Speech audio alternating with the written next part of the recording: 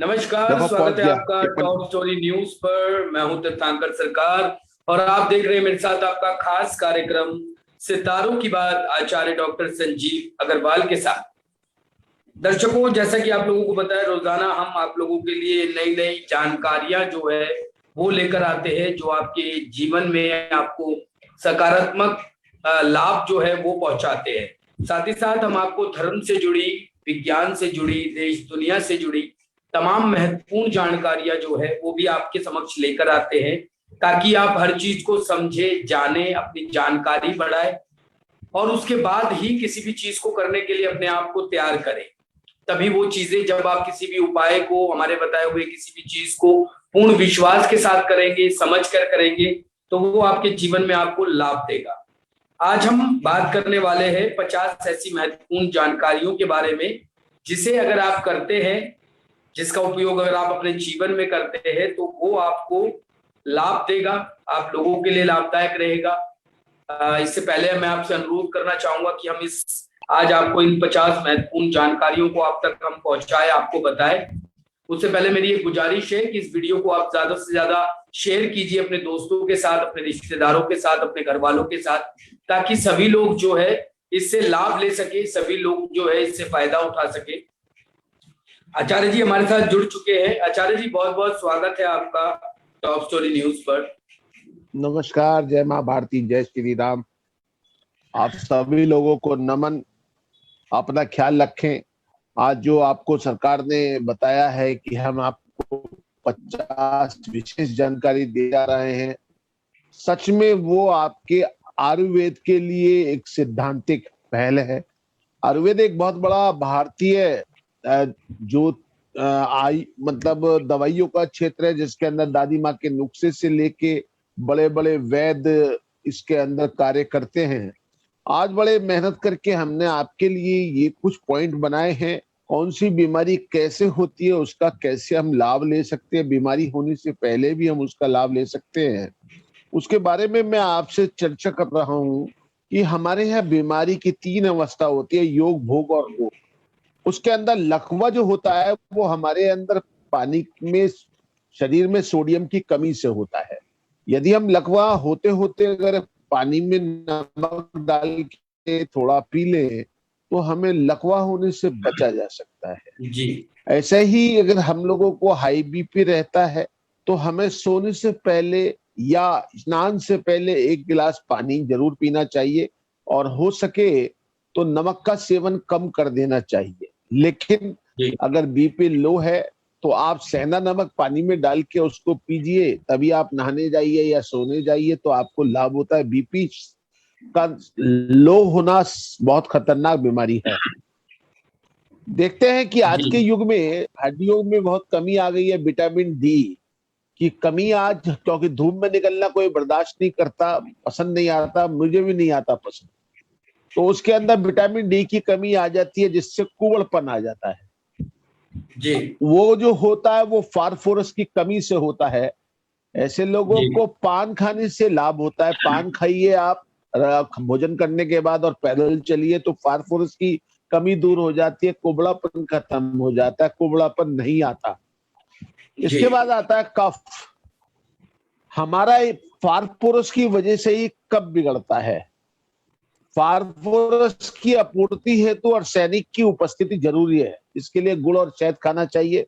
और मैं तो ये भी कहता हूँ, फिटकरी के गर्म पानी में फिटकरी डाल के गरारी करें। 200 ml पानी गिलास में लेके उसमें 2 ग्राम फिटकरी का पाउडर डालिए, उससे कांच के गिलास में ही शेक करिए और रात को वॉश बेसिन पे सोने से पहले खड़े होकर गरारे करें तो आपका कफ हमेशा के लिए खत्म हो सकता है 15 दिन के अंदर।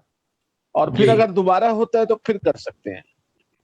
आपको दमा या अस्थमा की कमी आती है घर के अंदर, जब ज्यादा सीलन होती है तो ये बीमारियां होती है। वैसे इसका इलाज बहुत आसान है कि आपको सूरज की रोशनी लेनी चाहिए, धूप लेनी चाहिए। इससे अस्थमा और जो आपकी दमे की स्थिति है उसमें सुधार होता है। साफ वातावरण में रहिए। अभी आपने देखा होगा कि पीछे कोरोना काल में जब सरकार ने हर चीज बंद कर दी, सड़क पे आवाजाही बंद थी, वाहन बंद थे, फैक्ट्रियां बंद थी। तो हमारे देश के अंदर जो दमे का मरीज थे वो शून्य हो गए थे, खत्म हो गए थे, मरीज ही नहीं बचा था कोई। तो ये आप समझ सकते जी हैं कैसे ये सारी दवाइयां बनती है, कैसे हम लोग प्रायोगिक रूप से आपको परोसते हैं। अगर किसी को सिजेरियन ऑपरेशन की नौबत आती है तो देखिएगा कि उसके अंदर आयरन की कमी आ गई है और कैल्शियम की कमी है। जनरली डॉक्टर लोग कैल्शियम की दवाइयां देते हैं ऐसे मरीज को, और आयरन के लिए कहते हैं पालक का सूप दीजिए। तो अगर सिजेरियन ऑपरेशन से बचना है तो आपको पालक खाना चाहिए और कैल्शियम लेना चाहिए, अर्थात दूध पीना चाहिए। तो आपके लिए जी। उस चीज से अच्छा कुछ भी नहीं।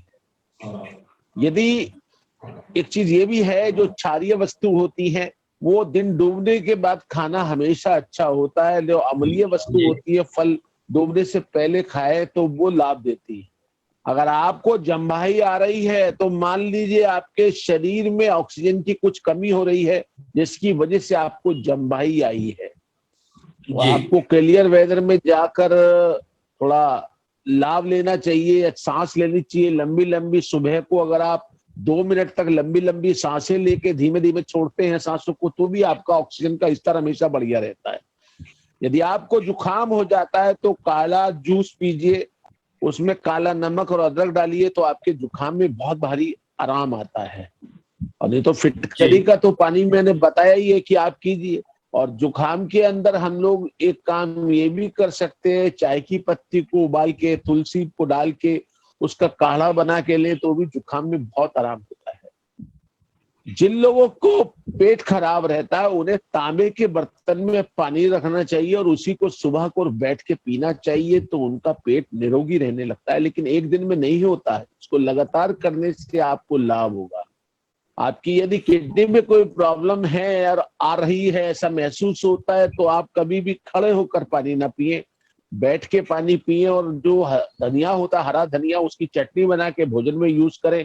आपका जो किडनी है वो ठीक रहने लगेगी। दालों को छोड़ दीजिए, दाल आपको नहीं खानी चाहिए यदि आपको किडनी से परेशानी है।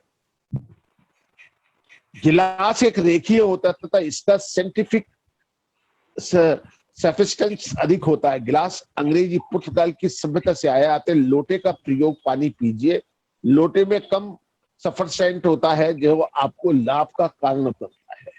अर्थात गिलास की जी जगह लोटे का यूज करो। और हमारे भारत में तो परंपरा रही है, गिलास की जगह लोटा और बाल्टी होती थी और लोग लोटे में पानी भर के ऊपर से पानी पीते थे, जिससे उनके गले में भी कभी रोग नहीं आता था, गले के अंदर टॉन्सिल नहीं होते थे, सब कुछ सामान्य रहता था। ये तो जब से हम लोग गिलास पीने से पानी पीने लगे तभी से थोड़ी प्रॉब्लम आई है। वास्तु के अनुसार जिस घर में खुला स्थान होता है उस घर के लोगों का दिमाग व हृदय उतना ही अच्छा रहता है, उतना ही साफ सुथरा रहता है और उतना ही खुला रहता है।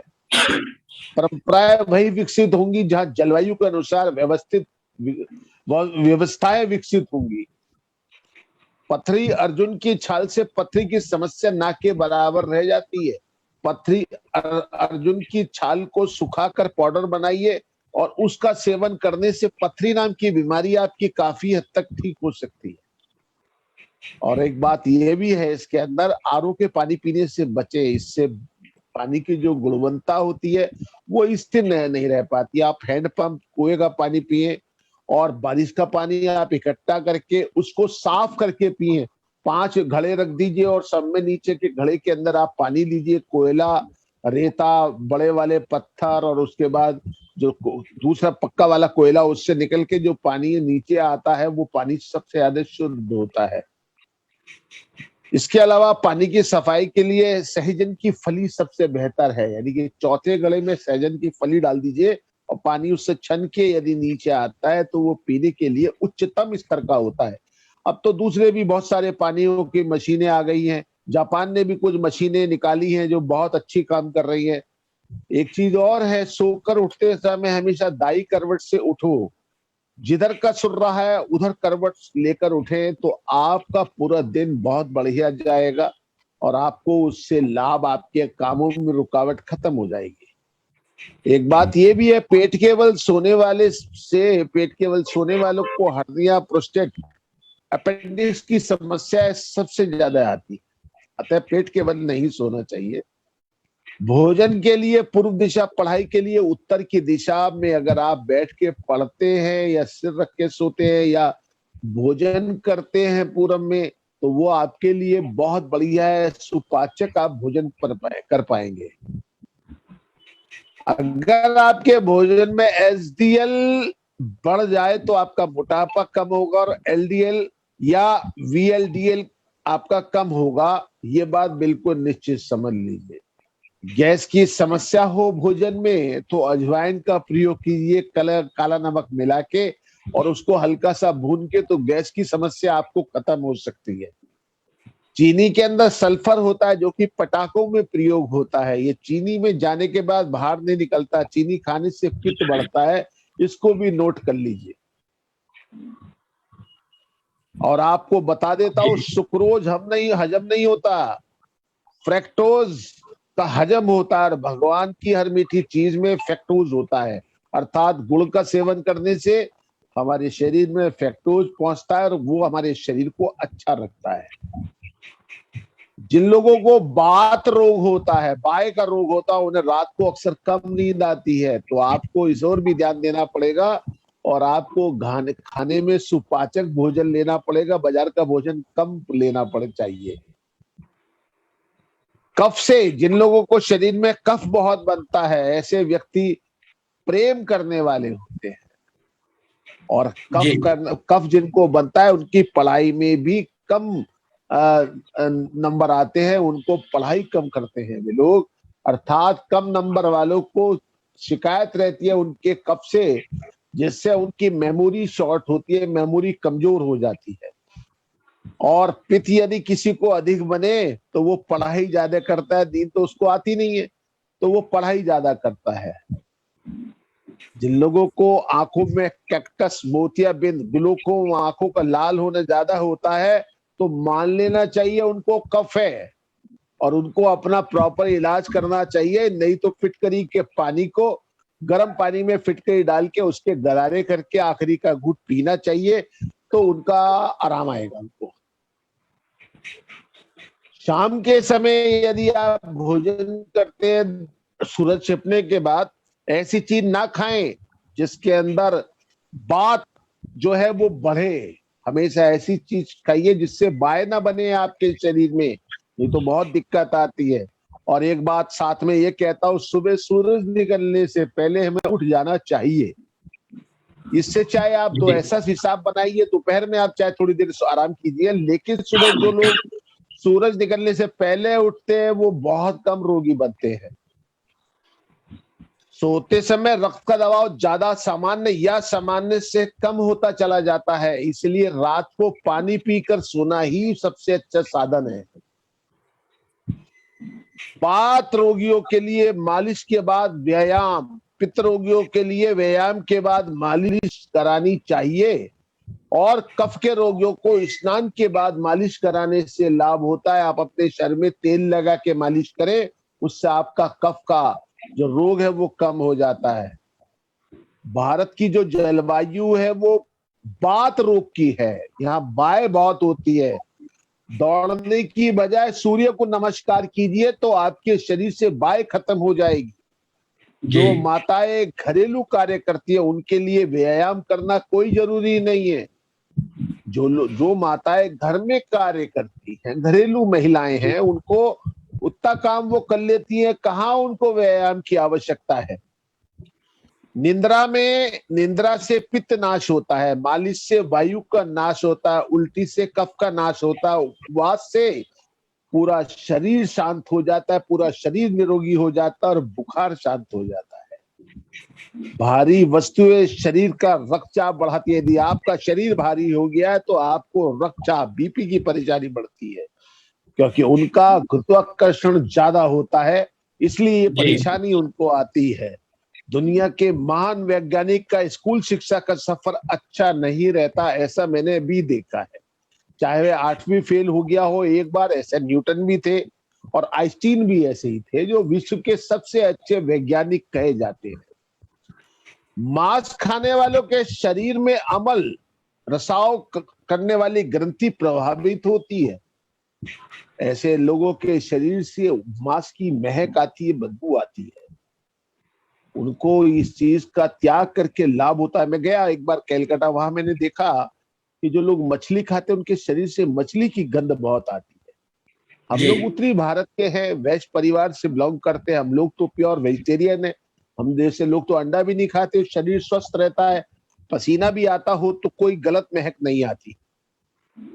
तेल हमेशा गाढ़ा खाना चाहिए, अर्थात तेल सरसों का खाना भारत के अंदर बेस्ट है। देश काल और पात्र लागू होता है। कुछ जगह मूंगफली का तेल अधिकाय है, वो खा सकते हैं, कुछ जगह गोले का तेल अधिक है, वो खा सकते हैं। मेरा मतलब गाढ़ा तेल का है। और जो लोग रिफाइंड खाते हैं उनको बीमारियां जल्दी घेरती है।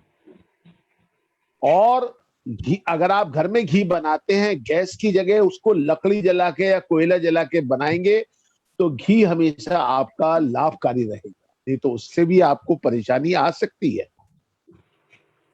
जी आपको एक महत्वपूर्ण बात बता दूं, जो लोग छिलके वाली दालें खाते हैं, यानी कि बिना दली दाल खाते हैं, उनको कोलेस्ट्रॉल बहुत कम बनता है। कोलेस्ट्रॉल की जी बढ़ी हुई स्थिति में इंसुलिन खून में नहीं जा पाता। ब्लड शुगर का संबंध ग्लूकोज के साथ नहीं, अपितु कोलेस्ट्रॉल के साथ है। इसको नोट कर लीजिए मेरी बात को। इसीलिए जो डॉक्टर दवाई देता है, हम टेम्परेरी ठीक होते हैं, परमानेंट हमारा जो शकरा है वो कम नहीं होती है। परमानेंट नहीं है कोई भी इलाज, टेम्परेरी इलाज है। मिर्गी दौरे में अमोनिया या चूने की गंध सुंघानी चाहिए। जिसको मिर्गी का दौरा पड़ जाता, सड़क पर चलते चलते आदमी लोटने लगता है, उसको अमोनिया या चूना ये सुंघाने से लाभ होता है। लोग जूता सुंघा देते हैं। सिर दर्द में, अगर किसी को सिर दर्द हो तो नौसादर व अदरक का रस रोगी को सुंघाने से उसका सिर दर्द खत्म होता है। और सिर में जी यदि आधा सीसी हो, यानी माइग्रेन, तो उसको शाम को छिपता हुआ सूरज देखना चाहिए, तो उसका दर्द खत्म हो जाता है। भोजन करने से पहले मीठा खाना और भोजन करने के बाद खट्टा खाने से शुगर कम होती है। और एक जर्मनी के डॉक्टर वो कहते हैं, अगर भोजन में आप गेहूं शामिल ना करें तो आपकी शुगर नॉर्मल रहती है। आपको चना, रागी, ज्वार और आपका एक उन्होंने और बताया था सोयाबीन, ये आटे मिला के आप इसकी रोटी बना के खाइए, बहुत कुरकुरी रोटी बनती है और आपको शुगर भी लेवल ठीक रहता है। जी शुगर कोई बीमारी नहीं है। हमारा जो ग्लूकोज होता है, जो हर व्यक्ति में होता है, जानवर में होता है, जब वो कंज्यूम होना कम हो जाए तब शुगर हमको होती है। अर्थात संसार में ऐसा कोई व्यक्ति नहीं है जिसको शुगर ना हो, लेकिन वो कंज्यूम होती रहे तो आप बिल्कुल नॉर्मल रहते हैं। जब वो कंज्यूम होनी बंद होती है तो ऐसे लोगों को कमर की मालिश करानी चाहिए। स्पाइनल जी कोड के पास हल्का हल्का तेल की मालिश कराइए तो भी इसके अंदर आराम आ जाता है। क्योंकि जो इसकी अल्ट्रीज है, जो इसकी नर्मिका है, वो धीमे धीमे वो अपने स्थिर को ठीक कर लेती है और फिर वो रिकॉल हो जाती है, फिर वो काम करने लगती है। जी और इसके लिए पैदल चलना भी एक बहुत बड़ी बात है कि आप पैदल चलेंगे तो भी आपको लाभ होता है। भोजन के आधे घंटे पहले सलाद खाएं, तो उसके बाद भोजन करने से भी भोजन कम कर पाते हैं और हमारे शरीर को लाभ होता है। और मैं जी तो एक बात ये भी कहता हूं आप लोगों से, सलाद जिस तरह की आज हमारी भूमि हो गई है, आपको उबला हुआ करना चाहिए। कच्चा सलाद अब नुकसान की दहलीज तक पहुंच चुका है, क्योंकि उसके अंदर यूरिया अपनी आंखों से भी देखा जा सकता है। जब हम पानी में सलाद को डाल देते हैं तो कच्चे पानी में, यानी कि बिना उबले पानी में भी झाग निकलने लगते हैं जो यूरिया के होते। सलाद फायदे की जगह नुकसान देने लगा है। तो आपसे जी यही मेरी आज है, आपसे निवेदन कि आप इसको, अगर आपने सुना होगा, दोबारा सुने और इसका आप पूरा लाभ उठाए। दोस्तों, मैं आपके लिए सच में बहुत मेहनत करता हूं, तब ये मैं लिखता हूं और फिर मैं आपके लिए पढ़ता भी हूं, और याद हो जाए तो फिर मैं सुनाता भी हूं, आपको याद किया हुआ भी सुनाता हूं। लेकिन उपाय तब है कि जब आप अज्ञानता से ज्ञानता की तरफ चले। हमारा टॉप स्टोरी का एक ही मोटो है कि हमें अज्ञानता में नहीं चाहिए, हमें ज्ञान चाहिए, चले हम ज्ञान की ओर। आपको यह कार्यक्रम कैसा लगता है आप जरूर हमको बताएं। हम आपसे बार बार यही कहते हैं, जिससे हम आपको और बेटर करें, और बेटर बताएं। आज एक खास बात यह भी है, आज दोपहर के अंदर आज बुध ने अपने घर कन्या राशि के अंदर गमन कर लिया है 11:30 बजे। तो आज जो राशियां हैं आपकी, उसके अंदर भी इसका प्रभाव आपको देखने को मिलेगा। सूर्य अब जी अपनी राशि में है और गुरु अब जो शुक्र के साथ अब बुध हो जाएगा, तो गजकेसरी लक्ष्मी नारायण योग का भी निर्माण होगा। तो कुल मिला के जो स्थिति बनने जा रही है वो बहुत बढ़िया जानी। अभी तक बुध आदित्य योग का निर्माण था, अब लक्ष्मी नारायण योग का निर्माण हो जाएगा। तो अब आज की राशियों के अंदर भी आपको बड़ा परिवर्तन नजर आएगा। जी सर। जी आचार्य जी, बहुत बहुत धन्यवाद आचार्य जी इतनी बेहतरीन जानकारी दर्शकों को देने के लिए। आज जैसे कि दर्शकों, आचार्य जी ने आपको 50 ऐसी महत्वपूर्ण जानकारियां उपलब्ध कराई है जिन्हें आप जानकर, जिन्हें अपने जीवन में इन चीजों को कर कर अपने जीवन को बेहतर बना सकते हैं। साथ ही अपने आसपास के लोगों की भी आप मदद कर सकते हैं, अपने घर परिवार के लोगों की मदद कर सकते हैं, उनका ख्याल रख सकते हैं और अपने जीवन में एक सकारात्मक बदलाव जो है वो ला सकते हैं। कुछ सवाल यहाँ पे हमारे आ चुके हैं। निशांत राणा जी लिखते हैं उत्तराखंड से, आचार्य जी 24 सितंबर 1985 को इनका जन्म हुआ है।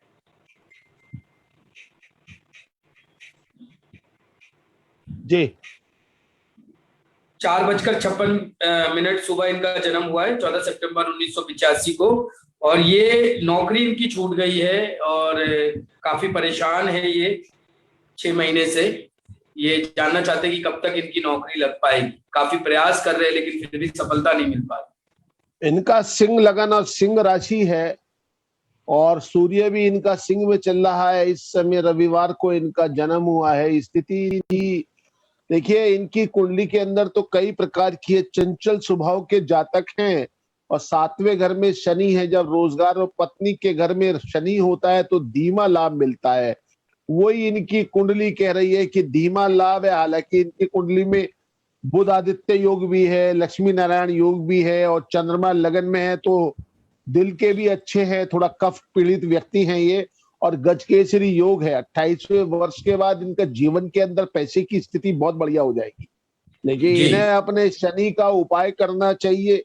शनि का उपाय, इनको कुंभ विवाह करा के अपने पंडित जी से मिले और अपना कुंभ विवाह कराएं, शनि शांति कराएं, तो इनको अच्छा लाभ होगा। ये अपनी बात किसी से शेयर नहीं करते हैं, ये बहुत बड़ी कमी है इसके अंदर कि अपनी बात शेयर ना करने की वजह से भी इनकी मदद इनके मित्र, इनके अपने घर वाले नहीं कर पाते। तो केतु के लिए भी इनको सोचना चाहिए। अपने मोहल्ले के कुत्तों को रात को रोटी देंगे तो लाभ होगा इनको। रात को 7 से 11 के बीच में दूध और रोटी अपने स्ट्रीट डॉग्स को दें तो मैं समझता हूँ इनकी 45 से 50 दिन में नौकरी लग जाएगी। लेकिन अपने शहर से, अपने प्रांत से दूर लगेगी नौकरी। दिल्ली वगैरह में नौकरी इनकी मिल जाएगी। साथ में मेरा एक कहना है, 1.6 रत्ती का माणक तांबे में बनवा के अपने ring finger right hand side में इनको पहन लेना चाहिए। माणक पे को बोलते हैं रूबी। तो उससे इनके जीवन के अंदर हमेशा यश बना रहेगा। जी आचार्य जी, बहुत बहुत धन्यवाद आचार्य जी आपका। उम्मीद है हमें निशांत जी को भी उनके प्रश्नों के उत्तर जो है वो मिल गए होंगे। आचार्य जी ने जो आपको उपाय बताए हैं उन उपायों को आप कीजिए, विश्वास के साथ कीजिए। आप देखेंगे आपको आपके जीवन में जो है चमत्कारिक बदलाव जो है वो देखने को मिल रहे हैं। दर्शकों से मेरा अनुरोध है, हमारे वीडियो को आप ज्यादा से ज्यादा शेयर कीजिए, ज्यादा से ज्यादा लोगों को इसके बारे में बताइए ताकि ज्यादा से ज्यादा लोग जो है इससे लाभ ले सके। ताजा तरीन खबरों को पढ़ने के लिए आप लॉग इन कीजिए www.topstory.online। अगर आपकी कोई समस्या है तो उन समस्याओं को आप हमारे नीचे दिए गए नंबरों पर लिख भेज सकते हैं। हम आचार्य जी से उन प्रश्नों के उत्तर लेकर आप तक जरूर पहुंचाएंगे। हमारी लगातार कोशिश रहती है कि आपके प्रश्नों के उत्तर हम आचार्य जी से लेकर पहुंचाएं, क्योंकि प्रश्न हमारे पास बहुत सारे होते हैं तो कभी कभी कुछ छूट जाते हैं। तो अगर एक दिन आपका नहीं आ पाता है तो अगले दिन हम जरूर कोशिश करते हैं कि आपके प्रश्नों के उत्तर जो है वो हम आचार्य जी से लेकर आप तक जरूर पहुंचाएं। आपको हमारा कार्यक्रम कैसा लगता है हमें कमेंट कर जरूर बताएं। अगर आप कोई सजेशन देना चाहते हैं, आपकी कोई राय है तो आप वो भी हमें लिख भेज सकते हैं। कहीं मत जाइएगा, बने रहिएगा हमारे साथ खबरों में। तब तक के लिए देखते रहिए सतमोला प्रेजेंट सितारों की बात आचार्य डॉक्टर संजीव अग्रवाल के साथ। धन्यवाद।